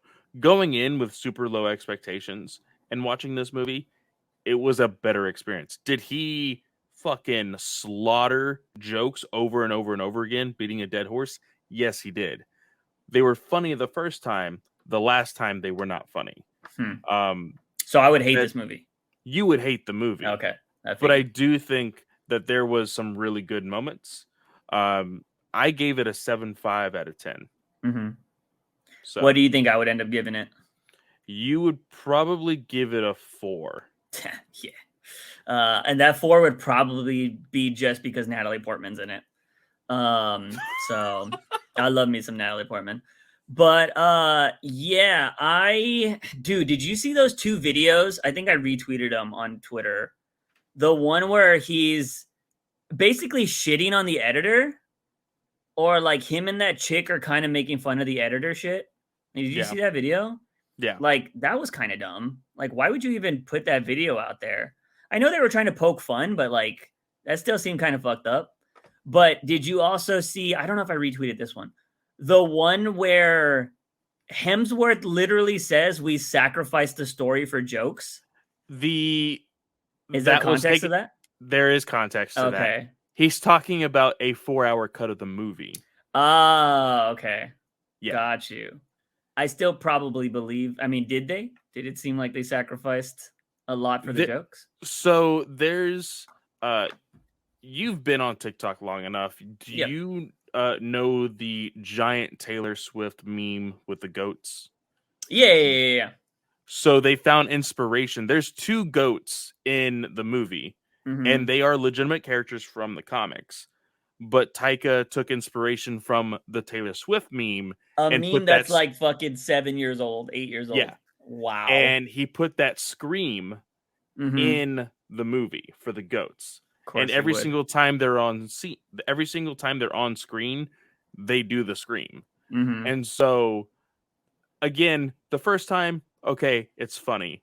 But the last time it's right after a real serious moment. Of course. And then typical Marvel. Boom. Exactly. So that was a moment that I did not like. But I will tell you this. Christian Bale acted the fuck out of this movie. Like, yeah, I mean, when doesn't he? I thought I was terrified of Pennywise. I think I should be more terrified of Christian Bale. Nice. Will I ever watch the movie? Probably not. I'll watch the good shit, or I'll watch the good scenes if they are on YouTube, as I normally do. I read the ending already, so I was like, interesting. But I just can't take... it's weird. I just can't take Taika doing superhero movies. Because he's made a lot of other movies that I want to see that I just haven't. Like Jojo Rabbit looks amazing, and I hear great things about it. I've just never sat down and watched it. So, I'm not going to say Taika's a bad director, but when it comes to superhero movies, I feel like he doesn't take them serious. And that's what I don't like. Yeah. So I feel like he's like, oh, there's a lot of passion and stuff around this, and there's like a good fan base. Fuck the fan base. I'm going to do what I want. And I'm just like, man, fuck you, dude. Like, I hate that. So there's one thing about doing like your version, but at least respect the source material, So yeah. I don't know. I hate Thor Ragnarok. I'd probably hate this one too. I wonder which one I would hate more, though. That's the only thing I'm curious about. So. Next question comes from Red Hood. He did ask a question that we already answered, so then he asked another one. If you've read this, but thoughts on Batman Contagion? Have you read this? I have not. Okay, so I actually have it here. Hold up. Let me get a refresher. This is Batman Contagion right here. Oh, my signal just went out. Am I still here? I think. Oh, yeah. I don't know. My monitor randomly just went out on our podcast. No, but yeah, you're good. This is Batman Contagion. This story. So Huntress is in this book, by the way. If you've never read it, if I'm not mistaken, this happens. So this was part of that big event that happened from, I believe it started with Batman Cataclysm, which is when everything like gets destroyed in Gotham. Then it goes to Contagion. Then it goes to No Man's Land. So this was that like 1.5 year long story. And this was like right before No Man's Land happened. And there was like different villains and stuff like that. But it also had a bunch of stories of like people kind of going throughout Gotham and like what's happening in these broken cities and shit. If I'm not mistaken, I'm flipping through it right now, and there's like a lot of stuff in different like cities and shit. So I might be mixing it up with No Man's Land, but Contagion was good. I'm not gonna lie to you, it's been a while since I've read it, but I remember reading from Cataclysm to No Man's Land and enjoying the story overall. And again, it's stuff like that you can enjoy if you know where to start. You know what I mean? Unfortunately, we don't really have that in DC anymore. You go by when the writer started. But this one, if I'm not mistaken, was a bunch of writers together. And they're like, we planned this out for a long time. And I think it lasted for like over a year, if I'm not mistaken. And it was cool. But it's been so long since I read it. I couldn't tell you like specifics. But I mean, it's cool to read all of that old stuff. I mean, I enjoy that. I have so many of those books. It's just, I got to sit down and read them again. Yeah. Which I do every once in a while. So, but yeah, it's worth a read if you ever want to, but I would say read it with the idea that you're going to read Cataclysm, then Contagion, then No Man's Land, which is a lot to undertake. So, that's how I would go about it. Cause I think somebody in the comments will correct me for sure, or in the Discord, but I think all of that kind of happens around the time Bane gets his back broken too. Or Bane breaks Batman's back. So I don't know if that's mixed in there like after or before that. So somebody in the comments correct me with the timeline. But yeah, so there's that. Is that our last question though? That is the last question. I know you posted on Twitter. I'm assuming nobody responded. I did not get any hits on those at all. Got you. I know Raphael also posted a link to a Teenie Howard interview. Yeah, I didn't get the chance to read it. So I read, they gave me a stupid message on that website, like, oh, cookies and stuff. So I was just scrolling with that message on because I wasn't going to give them any information. But I did read her talking about Catwoman, and it doesn't seem like she's going to break them up the way she talks about it. But she's going from this perspective that Catwoman can be her own person and that she's trying to find out who she is if she didn't need Batman. But she's trying to figure out, like, she's trying to be her own woman, but at the same time not giving up who she loves, I guess, kind of. I'm an independent woman that don't need no man. Essentially, it kind of gives off that vibe, but not that bad a vibe. I recommend anybody to actually read the article because I'm definitely dumbing it down. But she talks about how she's been married for like 12 years. And so she's kind of coming at it from that perspective and the way like relationships have their ups and downs. And, that's not always perfect. And so it's coming from that. So it doesn't seem like she's going to break them up, but they're definitely playing around with that in the comics, it seems like. Just because Teeny won't do it doesn't mean Chip won't. That's true. So I mean, we'll see what happens. I mean, after fucking 126, I don't take anything away from that guy. So we'll see. But you know, that's a spoiler for when we got. It's not even a spoiler. I just said in 21. We've read it. I don't like it. This Discord is well aware of our feelings for the next issue. Yes. For sure. No spoilers, DC. We haven't said anything. I just said we don't like it. So, but you know, but I've also said I think people are going to like it too. I think it's gonna play into a certain type of Batman fan that enjoys that. Yeah. I'm just not that type of Batman fan. So we'll see what happens. But other than that, I think we are moving on to our only 2 books that we have. One of them I completely forgot to read. I was expecting to read a lot more in DC this week, but it turns out 2 of the vampire books were just reprints. I didn't know that. I thought they were one-shots again. And then I Am Batman, we've kind of decided we're not covering that anymore. But I will say it ends with the Question showing up. I don't know what the Question's doing in New York, but I guess they're just going to use a lot of other characters that never get used and put them in these other books. So, and it's the female Question, by the way. Yeah. So I don't know if it's Montoya. Renee Montoya. So there's that. And then there was the Son of El. I think what the book is called. Yeah, it's Superman, Son of Kal-El. Yeah. Yeah. So for anybody we don't cover that book here because it's a Superman book, but it does have Batman and Joker dying in it. So I decided to skim through it, and they introduced it Dreamer, which is, if you guys have watched the Supergirl show, this is, I think, created on Supergirl. Right. Yes, it was a original character created for that show. Yeah. And she was introduced into the comics, I believe, last year or the year before. No? This is first appearance in main continuity. Oh, got you. She has appeared in comics before by the actual actress that plays her. She has written like 2 stories for the Pride issues, as well as her own like one-shot or whatever. That's cool. So yeah, Dreamer is in this. One thing happens in this book that I really it's a pet peeve of mine in comics, is when people magically just get into hideouts and fortresses, like fortresses, no problem.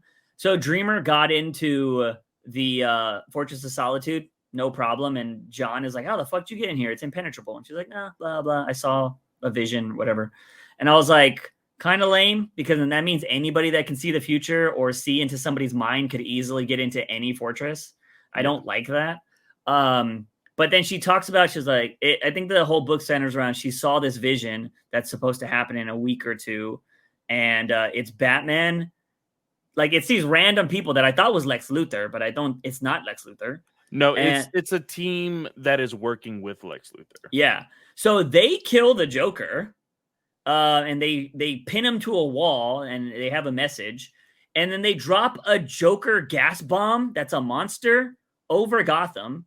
All of these people turn into Joker-fied people, and then they are searching for Batman, but they captured Batman. He's unmasked, and he's like, guys, don't let him do this or whatever. And then they blow his brains out. And I'm just like, what? I was like, this is the most random thing. And like, Batman has went up against people like Darkseid, and you're expecting me that these 2 goons with bald heads that are Lex Luthor wannabes are the ones that take him out? Like, you know what I mean? Granted, it's a vision and all this stuff, but I would prefer visions to be believable. You know what I mean? But I feel like they just did that in a book to make it sell, you know? And I kind of hate when that's tied, because like, I think this is going to be another one of those characters people bitch about. You know what I mean? Just because they're not okay with the character's sexual orientation or whatever. So they put something crazy in there to sell the book, you know? I could be wrong, but I just think it was kind of a cheesy thing. Kind of like killing Jessica Cruz and then making her come back the next issue. I really just hate that kind of shit in comics.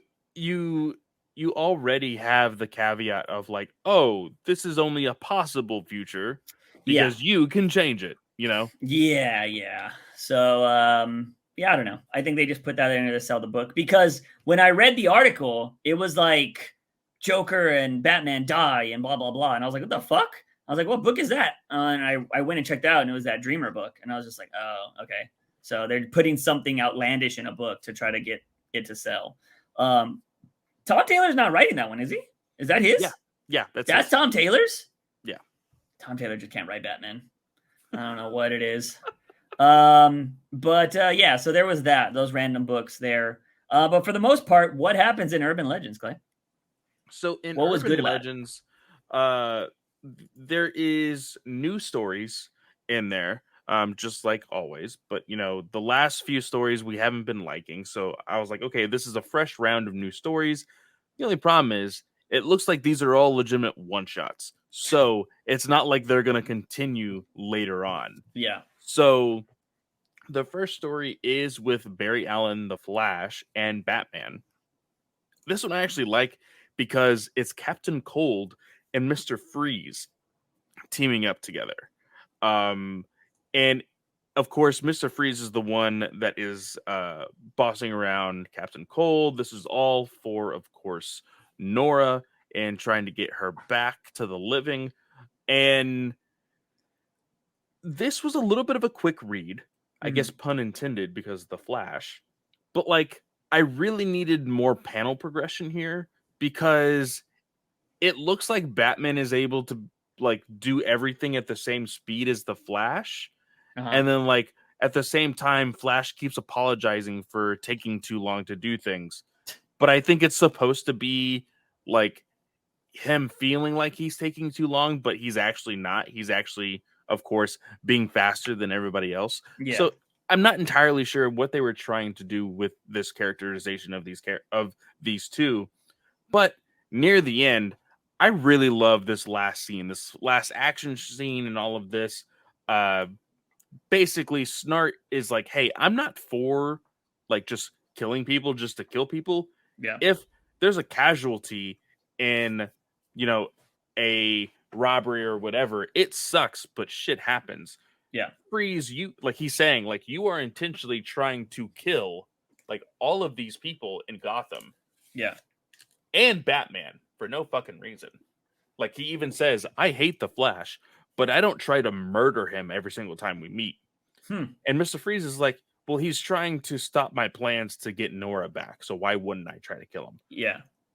So, of course, Snart is starting to see okay, I'm really working with the Psycho here.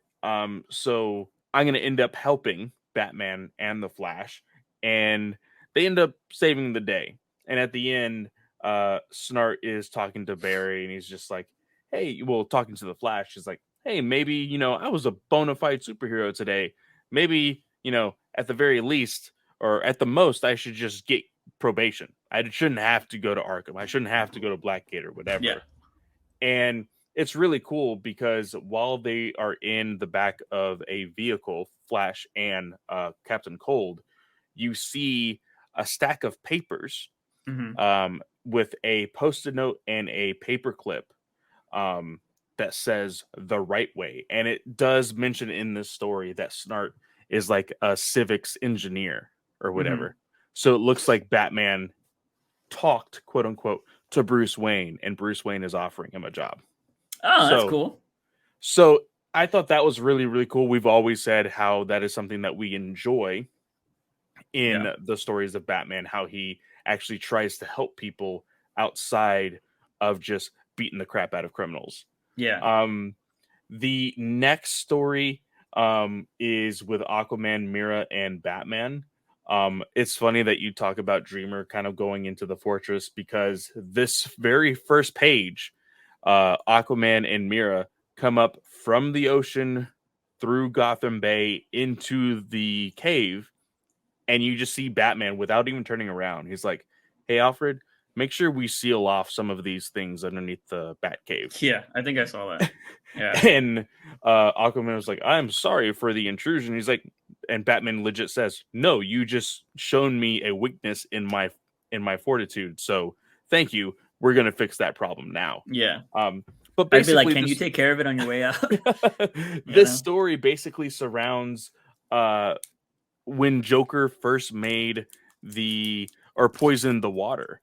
with his very famous like laughing fish or whatever. Yeah. So this poison, this laughing gas, whatever you want to call it, is apparently still lingering throughout the ocean and is affecting random marine life in the ocean. So we see a giant sea monster that's infected by it. We see some sharks or whatever. And basically Aquaman, Mira, and Batman all, basically fix the issue. It's just a whole bunch of fancy, like Batman being in a submarine, a lot of sea monsters. It's all just for the art, to be completely honest. Yeah, this wasn't the stuff. greatest story, but it looked really, really good.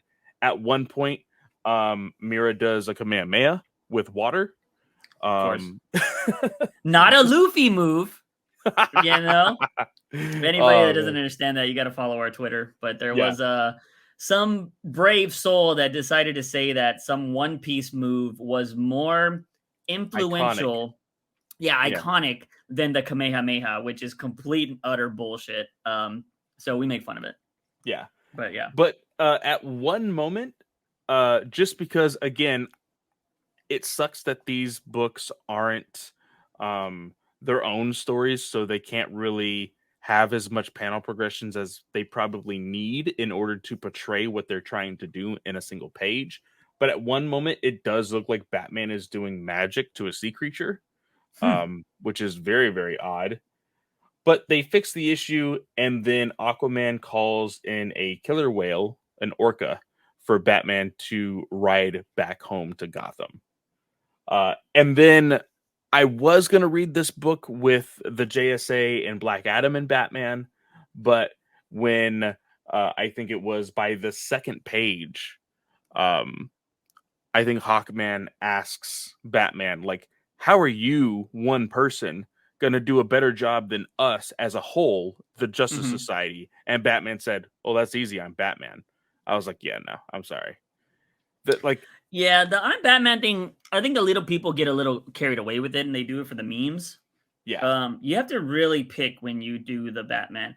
I was actually looking at a lot of my notes for the stuff I want to write in Batman.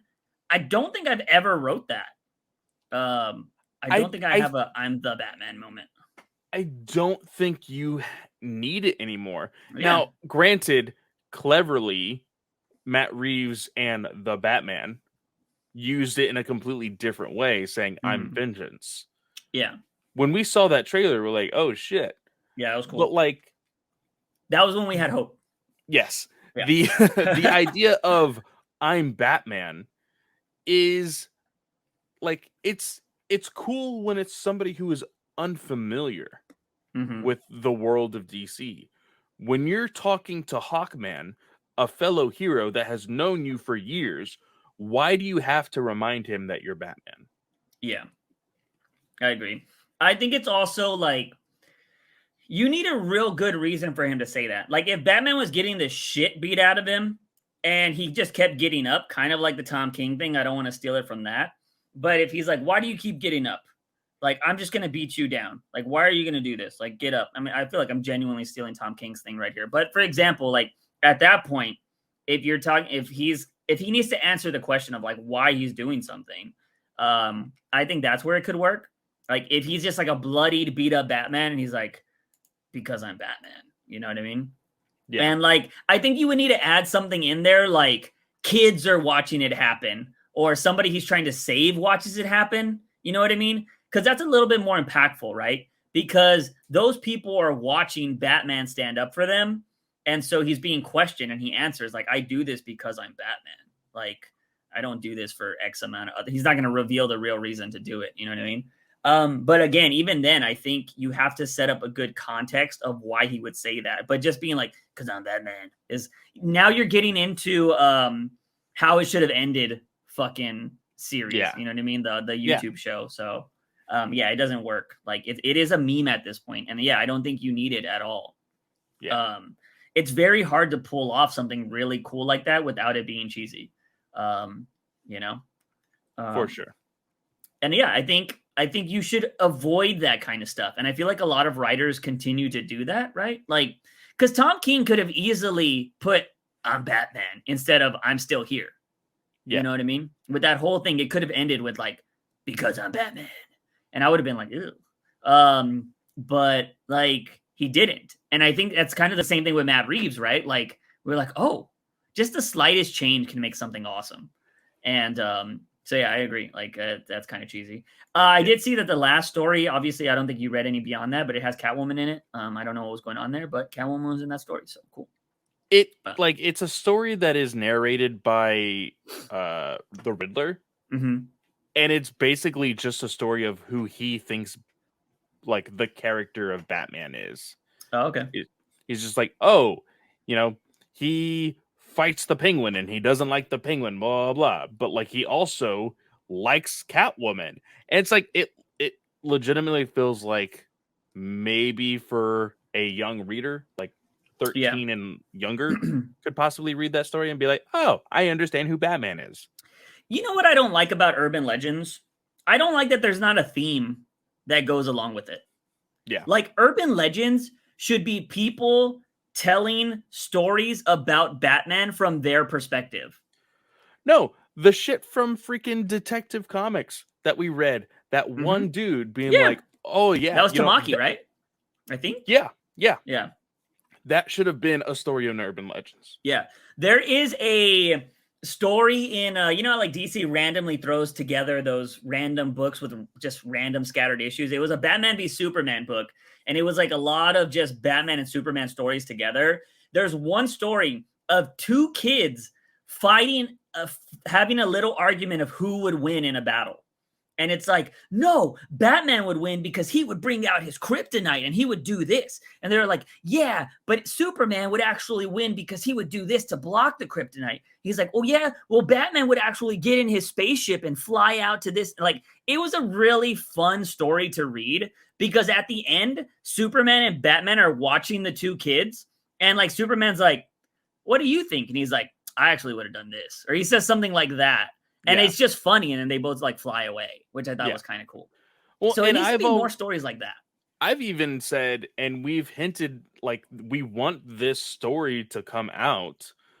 Snyder's secret society of, I can't even remember what it was, the Unsolved Mysteries or whatever. Yeah, like if he was to ever come back, that's what he should write. Throw that into Urban Legends, so that way. It's there's a reason why it's called. I'd probably retitle that though, because I think people have already given up on Urban Legends. Probably. I would title that something new. But even still, that is themed to a point. For sure. You know what? It made me think about that because that story was so good. But I was thinking because I forgot. I don't know if I read an article or something. It was something having to do with Tamaki. But it made me think of, it sucks that Tamaki didn't do shit with the Black Book. That was just used for Damian to steal it and go try to solve his own little mystery. The Black Book of Batman could have been something so great. Yeah. And she didn't really do much with it. So that's a little bit unfortunate. I wish they would kind of revisit that. But, I have a bunch of things I wish they could do, but I got to save those to myself. So we'll go from there. But let's go ahead and move on to the final book of this week, and which it's not a Batman book, but, we cover Tom King here. We cover everything he does besides Supergirl, because Clay was like, no more after this issue. But you're the Superman person here. So what did you think of this? Well, I kind of gave a little bit of a hint there when we were talking about the perfect Superman movie or whatever. Tom King does kind of portray Superman in So explain where this comes from first, like what this is, because I don't think any people know. Yeah, so of course, the Dark Crisis stuff is happening right now in DC Comics, and on issue 75 of Justice League, they got fucking mollywopped by a whole slew of characters. Yeah. And Paragon is a character that basically seemingly killed all of the Justice League. But in reality, what ended up happening is they're all being thrown into like these. I don't know Yeah, I how don't know to what they're explain called. it. It's worlds where they like the world that they dream of that would be the perfect world is what it's Okay. supposed to be. So Batman's And gonna kill Joker while smiling, yikes. according to According to Chip Zdarsky. Zdarsky, Yeah. yes. But this is Superman's story. Um, and what makes it quote unquote his perfect world is the fact that he's able to raise his son from being a young age to an adult rather than him just coming home one day and he's 18 years old. You think that's a shot at Bendis? Oh, 100%. Yeah. But King likes Bendis, which is funny. So, like, I'm pretty sure they're friends because he references Bendis on that Word Balloon podcast a lot. Because I think besides Tom King, Bendis is the one that's on there the most. Yeah. So they're friends, but yeah, it definitely does seem like a shot, which is interesting. Yeah, Which and is the way it should have happened.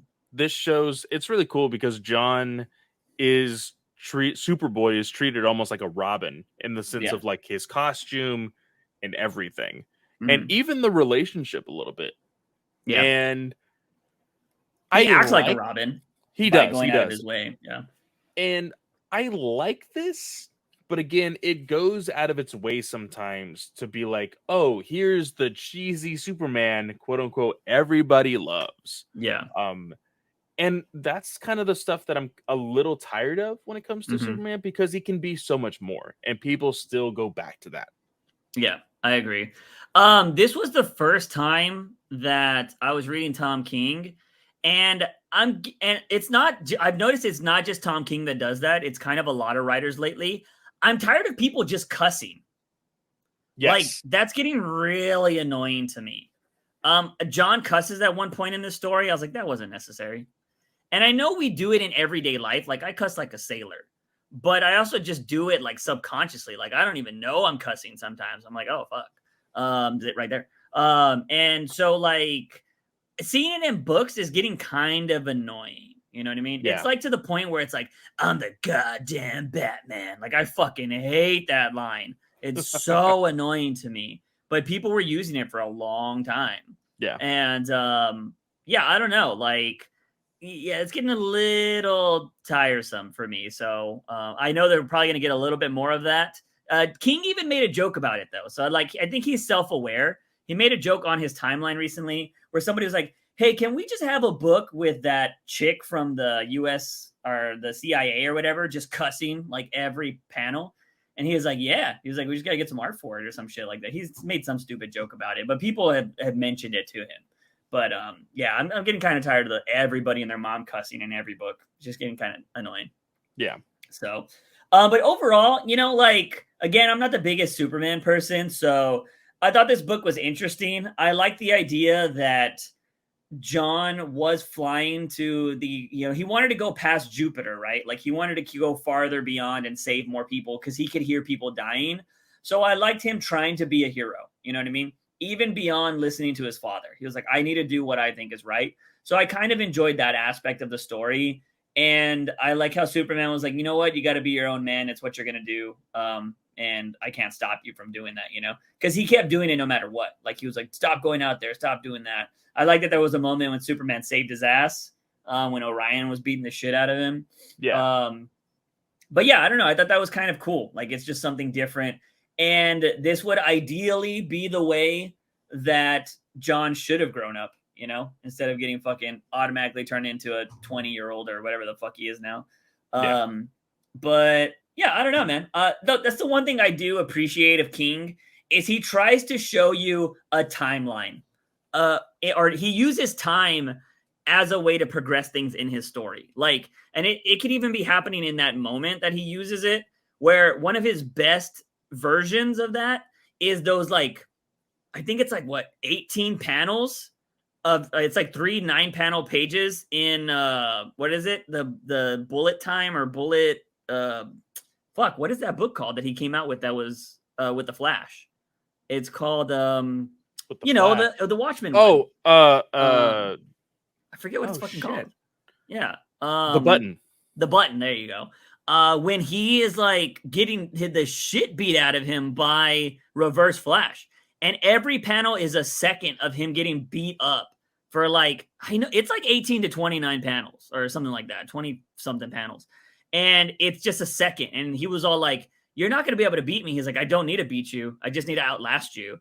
And then the Flash shows up and fucking knocks out Reverse Flash. Like, I thought that was a really good way to tell time.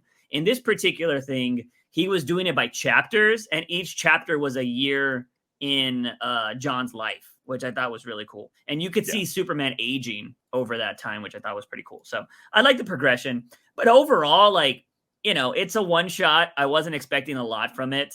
And it was just a cool Elseworld or, you know, Superman story. I won't lie. When I started reading this, I was like, how does this fit into Flashpoint? And then I was like, oh, it's Dark Crisis. Yeah. Because I was like, there's already a Superman. I was like, why is he, who is this Superman? And where's the skinny one? So I was kind of confused while reading this, but I haven't been really keeping up with the whole Dark Crisis shit. So I'm just kind of like, oh, we got two big events happening at once, which I feel like the Flashpoint one is just kind of on the wayside.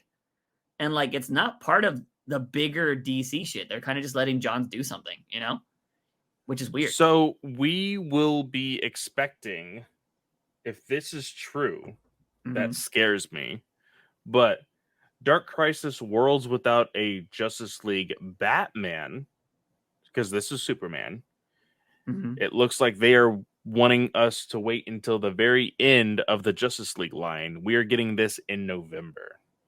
Okay. Interesting. Sorry, I was getting a text that I needed to answer. Sorry, guys. But yeah, I don't know, man. I'm curious. What do we have next week? Maybe anything spicy next week? So next week, I was just looking at that for Batman related stuff. Next week, we have Superman Batman World's Finest #5. We're probably going to skip it, but Batman the Night #7. If I'm not mistaken, that one's worth skimming. Okay, I'll look into it. Because it's like it kind of pulled from the animated series. I'll say that as a teaser. Okay. We have Catwoman 45, so we can finally talk about what we have been trying to really bite our tongues about. Yeah.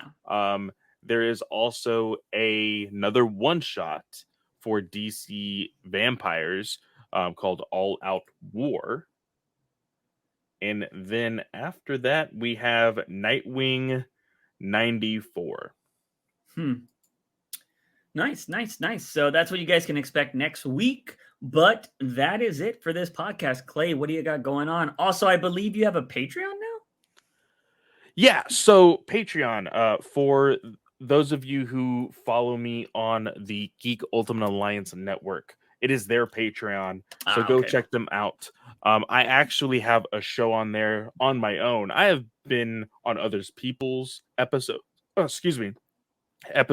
that Patreon, but I finally did a show of my own called For the First Time. So what that is I am going back to all of the shows that I never jumped on the bandwagon for, and I am finally starting to watch those shows. First, I am doing Game of Thrones. I have seen the first 2 episodes of Game of Thrones. Man, the ending of the very second episode of season 1, I can already say, don't tell me, no spoilers, people. Yeah. But fuck this Joffrey kid, and and fuck this Cersei chick. Like both of them. I already want them to be slaughtered by the end of the season. I already know some things, but I want them to die in every horrible way after just the second episode. The one thing I will say, there isn't any spoilers. It's just kind of the vibe of Game of Thrones. I don't think there has been any show like Game of Thrones in the last 10, maybe even 20 years that people watched like they watched Game of Thrones. People will say Breaking Bad, but I don't even think Breaking Bad was as popular. Because like Game of Thrones was like an event every fucking week. Everybody at our old job used to watch that shit. When it was Game of Thrones, some people would leave early to go home to go watch that shit. Like, it was crazy. And if you were working, it was like, don't bother us for this hour, because everybody had their phone out fucking watching this show. And we were just like letting shit pass, and we're like, sorry, because we didn't want anybody to spoil it. And then, of course, once it was over, like, dude, that was fucking crazy. You know? So the really cool nuts. thing about this idea, though, is I'm not going to try to binge a whole bunch of episodes and then talk about it. It's just like, because everybody's already seen this show. Like, these are just my thoughts on it. So it's very short, like, freaking, I think the last episode was only 18 minutes of just my thoughts. So I am doing this one episode every single week. So I'm going to go through it for 73 weeks for Game of Thrones. Which is 2.5 years or 1.5 years? It's 1.5 years, yeah. They're talking about a spinoff, so so I'm going to be watching House of Dragons on. No, they're talking about a spinoff of this country. They're gonna do Jon Snow's story. But the thing is, I technically already watched the very last episode, so I know how his story ends. So I'm going to watch that if it somehow debuts in the time that I'm still doing this, because I highly doubt it will. But if it does, I will know at least enough to be able to watch that show. So I'm going to be watching House of Dragons when it comes on also, because it is a prequel, so it's not going to hurt too much for what I know, I think. But you could technically, if you wanted to, just watch an episode, watch an episode, just so you don't have to worry about them for a month. Oh, yeah. You know, that's what I would do. So I think that's what I'm going to do when the baby gets here, because shit, that's in 3 freaking months.